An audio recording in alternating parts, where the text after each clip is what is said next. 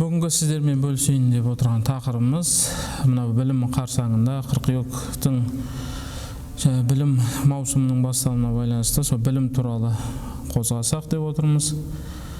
Қасиетті Құран-ы Кәрімде Алла Субхану ва Тағала біздерге көптеген жерлерінде аяттарда Құранға, білімге мән беруді, ілім іздеуді біздерге қызықтырады. Соның бірі мысалы Алақ сүресінің басқа екі аяты. Иқра бисми раббикаллази халақ, арасында жаратқан Раббыңның атымен оқы. Аллази халақал инсана мин алақ, ол адам баласын ұйыған қаннан жаратты. Иқра ва раббукал акрам, оқы, Раббың арасында өте ардақты, өте жомарт. Аллама бил қалам, адам баласын қаламмен үйретті. Аллама линсана ма лам я'лам, адам баласына білмеген нәрсесін үйретті деген. Міне осы жердегі бірінші бұйрық ғалымдарымыз айтады, бұл Құранға қатысты деп. Өйткені Құран деген сөздің өзі оқу деген естен шығады. Көп оқылатын кітап деген сөз. Сондықтан бірінші Құранды оқуымыз. Құранда бізде Алла Субхану ва Тағала кемшіліктен пәк болған Раббымыз Алла ата-анамызбен қарым-қатынастың қандай болу керектігін, әйелімізбен қарым-қатынас, бала-шағаларымызбен ел басқару, қаржыны жұмсау, экономика, жаза болсын, қылмыс болсын, бүкілінің біздерге жауаптарын, үкімдерін үйретіп қойған. Сондықтан бірінші Құранды үйренуді. Екінші аят бойынша адам баласын ұйыған қаннан жаратты деген жерде адамның анатомиясын үйрену туралы Алла Тағала үндеп жатыр адам баласына. Ұйыған қаннан жаратқан, неден жаратылғандығын. Міне осы аяттарға байланысты адам баласын бір тамшы қаннан жараттық деген басқа аяттар бар. Сол кезде адам баласына бұл эмбриология ілімнің негізін Алла Тағала сонау 14 ғасыр бұрын үйреткен екен ғой біздерге. Ол ғылым салалары кейін ғана қалыптасты мысалы. Ал оны Алла Тағала Құран-ы Кәрімде қаншама ғасыр бұрын біздерге айтып қойғанда. Анатомияны оқуға шақырып жатыр. Адам өзінің жаратылысын, болмысын оқу керек, зерттеу керек, сол кезде Раббысын таниды. Бірінші жаратушы иесін табу керек, тану керек. Екіншісі өзінің бойын зерттеу керек, сол кезде жаратушы иесін таниды. Иқра ва раббукал акрам, екінші оқы деген бұйрық Алла Тағала мына жаратылыстағы аяттарын оқы дегенді білдіреді дейді. Өйткені жаратылыстағы әрбір аят белгі, ол Алла Тағаланы танып тұрған белгілер. Мысалы, афала янзуруна иля либили кайфа хулиқат. Құран-ы Кәрімде Алла Тағала Ғашия сүресінде олар мысалы түйенің жаратылғанына қарамай ма дейді. Түйенің жаратылысына қарап та жаратушы иемізді тануға болады екен.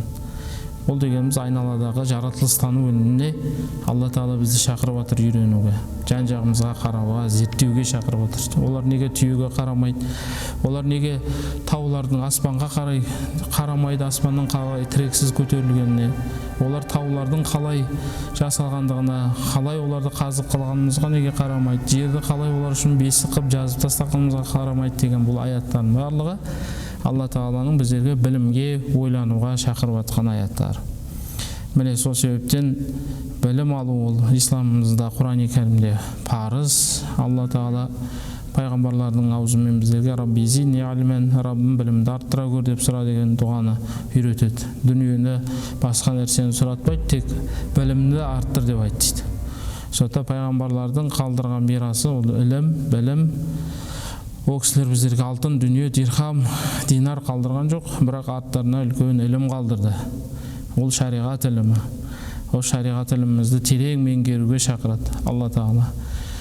Және Муавиядан жеткен хадисте пайғамбар саллаллаху алейхи ва саллям айтады: Алла Тағала кімге жақсылық қаласа, юфақихуху фиддин, оны шариғи ілімдерді терең түсінуді оған нәсіп етеді деген.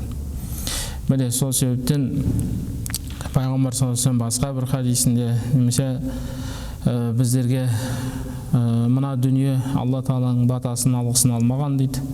Тек қана мына 4 нәрсені айтпағанда дейді. Ол зикрулла, Алланы еске алу, ол Алланың алғысына бөленеді екен, және Аллаға бойсыну, және де алим, ғалым болу, іздену бір жолды, білу бір нәрсені, және мутааллим, немесе сол ғалым адамның алдында шәкірт болып отыру.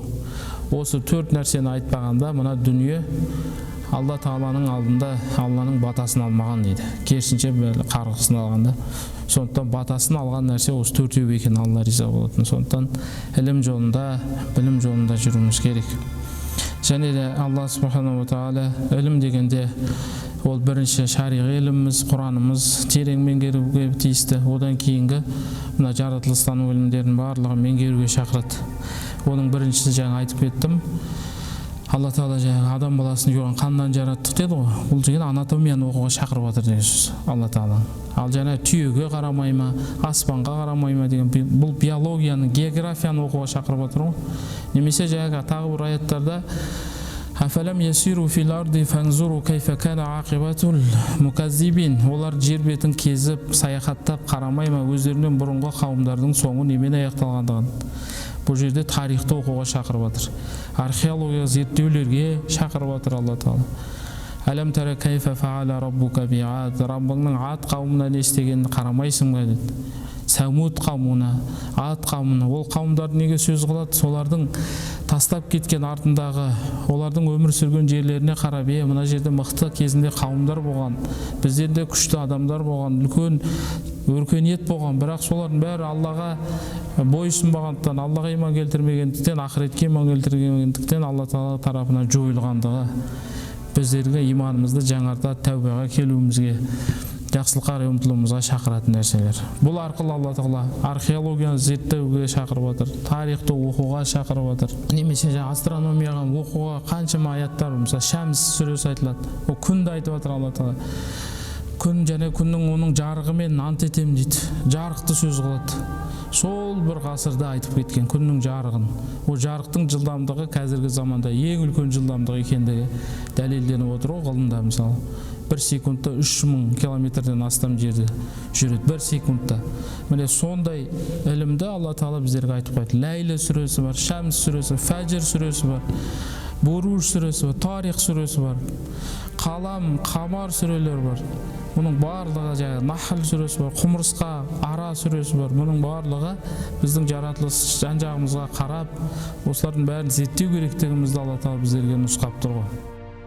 Міне сол себептен бұл аспан туралы, аспан әлемі туралы айтқан кезде 7 қабат жерді жараттық, және сол күнді, айды нұр қылдық, ал күнді болсақ жарық қылдық, шырақ қылдық, жылу беретін адам баласына жарық беретін қылып жараттық дейді. Бұның барлығы сол аспанға, астрономияны зерттеу керектігімізді, соған қызығып ұмтылу керектігімізді, ойлану керектігімізге соға шақырып жатыр.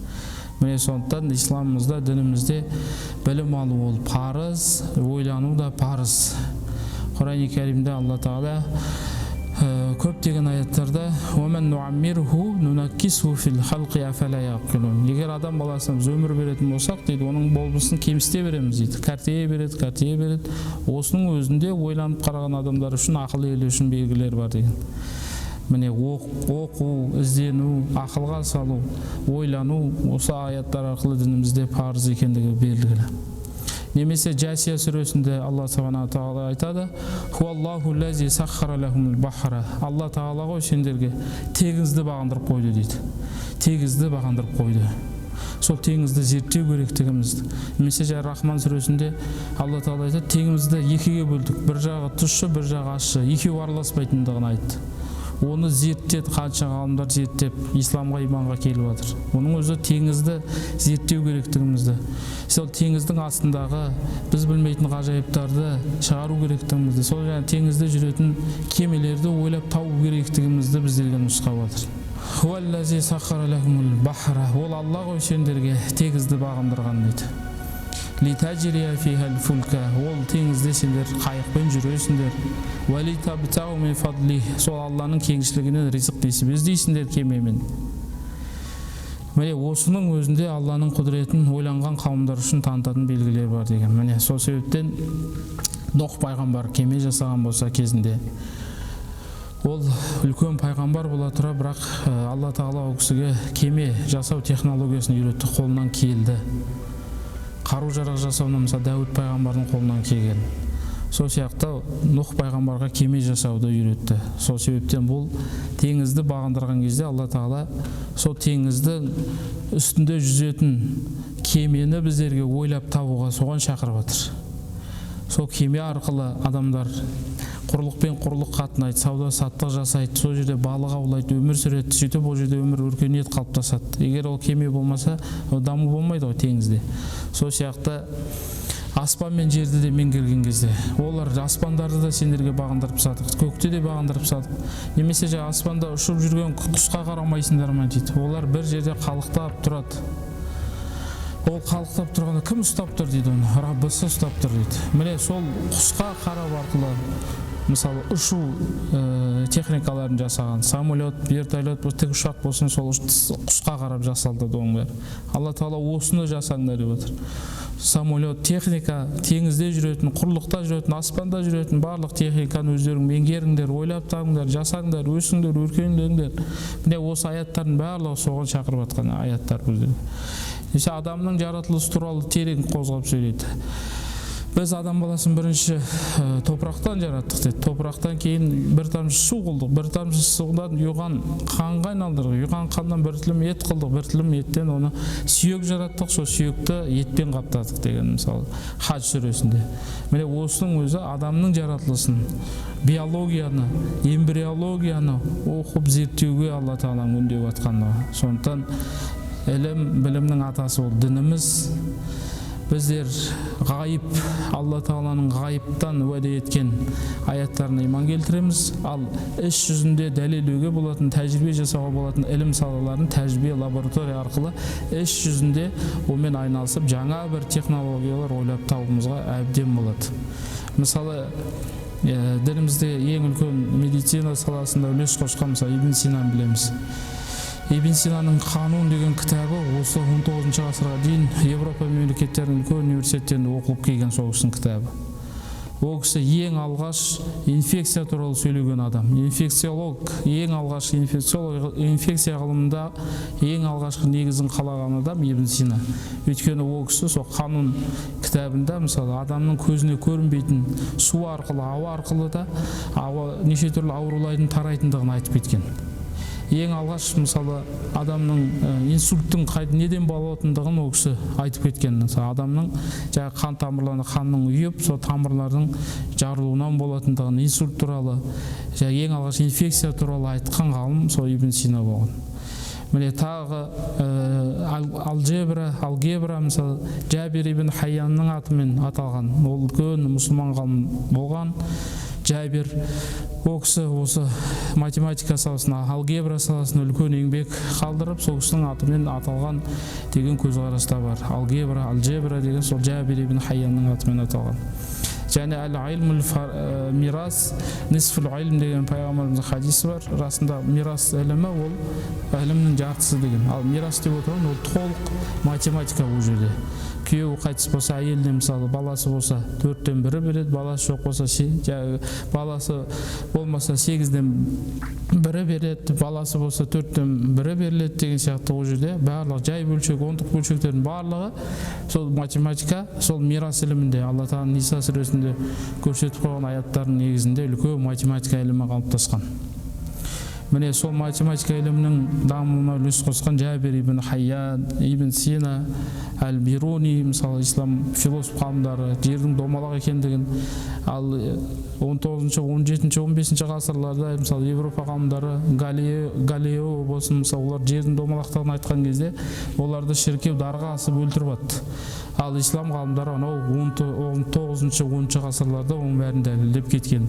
Жердің домалақ екендігін, оның күніне айланатындығын, оның жұмыртқа пішіндес екендігін, доп сияқты емес, жұмыртқа пішіндес екендігін барлығын Құран-ы Кәрімнің аяттарына дәлелдеп кеткен болатын. Міне, ислам дініміз осылай ілім білімге, өркениетке, алға қарай дамуға шақырады, ешқашанда артқа қарай кетуге шақырмайды. Дініміз өз заманымыздың жаңа технологияларын пайдалана отырып, алға қарай ілім мен білімді ала отырып, қайтадан жаңа бір белестерге, жаңа бір нәрселерді ойлап табуға шақырады дініміз. Сондықтан кез келген мектептегі ілімдердің барлығын меңгеруіміз керек. Мұсылман мектептегі сабақтардың бәрін 5-ке тапсыру керек, және өзінің Құранын, дінін де жақсы меңгеру керек. 2 салонда қатар алып жүретін болсақ, Алла Тағала білім арқылы біздерді қараңғылықтан жарыққа қарай шығарады. Сондықтан баршамыз білімді болайық, өсейік, өркендейік, сұраудан, білмегенді сұраудан ұялмайық.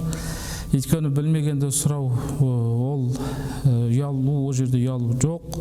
Білмеген нәрсесін пайғамбарымыз айтады ғой, адам ілім жолында ұялмау керек, білмеген нәрселерін сұрау керек деп. Сондықтан ілім жолында кім жолға шықса, ол Алла Тағала ол кісіні жәннатқа қарай жолын жеңілдетеді. Ілім жолында жүрген адам, Алла Тағаланың жолында жүрген адам болып есептеледі. Кімде-кім ілім іздеу үшін жолға шықса дейді, Алла Тағала оның жәннатқа қарай жолын жеңілдетеді деді пайғамбар саллаллаху алейхи вассалам. Және ілім жолындағы адамға періштелер қанатын төсейді. Ілім жолындағы адамға анау теңіздегі балықтар да, бүкіл көктер мен жердің арасында барлық жаратылыстардың барлығы да ол адамға кешірім сұрайды. Ал ғалым адам басқа адамдардан қарағанда аспандағы ай басқа жұлдыздардан қалай ерекшеленіп тұрса, сонда ерекшеленіп тұрады деген. Сондықтан шайтанға бір ғалым адам жай ғана құлшылық жасаушы адамдардан қауіптірек.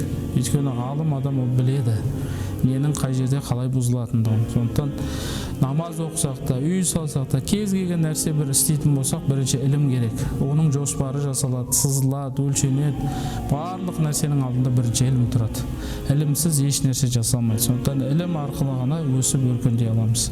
Сол ілім арқылы Алла Тағала біздерді жарықтан қараңғылыққа шығара берсін. Әрқашанда іздеп, кітап оқып, білмегенімізді сұрап, ізденіс жолында, зерттеу жолында жүруімізді Алла Тағала баршамызға нәсіп етсін. Ассаламу алейкум рахматуллахи.